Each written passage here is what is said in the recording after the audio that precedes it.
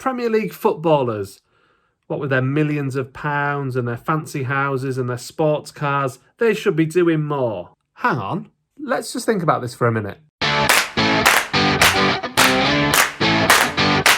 So yesterday, the Health Secretary Matt Hancock said, when he was asked the question, that Premier League footballers should do their bit in the bid to defeat coronavirus and take a pay cut. Now, I'm not normally one to defend footballers, but Matt Hancock's answer to that question yesterday just smacked of a bit of deflection from a government that's coming under increasing pressure about how they're handling the situation of the coronavirus outbreak and the lack of daily testing that's been done. I just feel like the line about footballers is just completely misplaced. Several big names in the world of football have come out against what was said yesterday. Gary Lineker was one of the first to tweet about it. Gary Neville also came out and defended footballers. And today, Andros Townsend is all over the newspapers defending footballers in this situation. It's fair to say quite a few football journalists have also come out and defended footballers in this instance as well. Oliver Holt was quite vocal on Twitter, and so was Melissa Reddy. And I think they're right. And here's 5 reasons why. Number 1, footballers are being scapegoated here. Yes, they earn a lot of money. They're multimillionaires. But what about other multimillionaires in other walks of life? Why are they not having attention put on them? Why are they not being told by the government to do their bit for the cause? What is it about footballers that makes them such an easy target? Also, don't forget, a lot of footballers actually do a lot of charity work. They do a lot of donations. And also, a lot of that stuff goes unreported.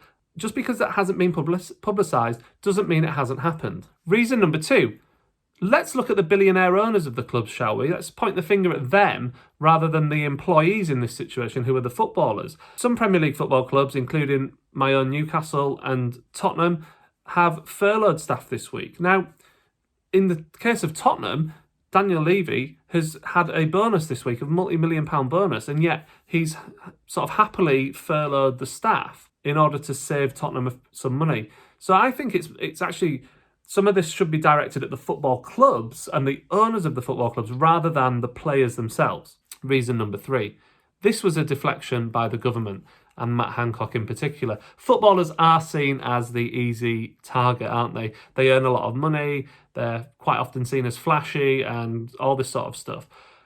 The reality is, when are we going to get some politicians who actually focus on the problem in our society, which is massive corporations who don't pay their tax? Reason number 4, and in any case, we know that there's plenty of people within the game who are actually doing stuff already. The Bournemouth manager, Eddie Howe, he took a pay cut.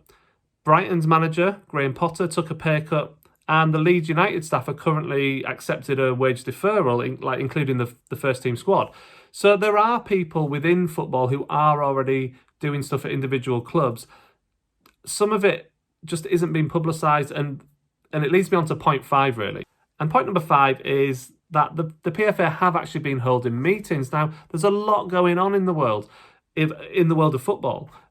They're trying to sort out what's going to happen with the football seasons. They've got all this stuff to deal with in terms of money and contracts and all these things. There's a lot going on behind the scenes. It's not like the PFA, in their defence this time, aren't doing anything. So I think that there will be some sort of announcement. That announcement might have already happened by the time you've watched this video, because the meetings, as I record, are going on and they're expecting some sort of statement within the next couple of hours. The point here is, when you're talking about people's earnings, and in this case, footballers' earnings, it's kind of irrelevant how much people earn. If you're talking about taking away people's money, taking away what they earn, that's not always an easy thing to just do like that. You've got to agree to stuff. So the PFA are representing the players, and they will be defending their players in their best interests, because that's their job.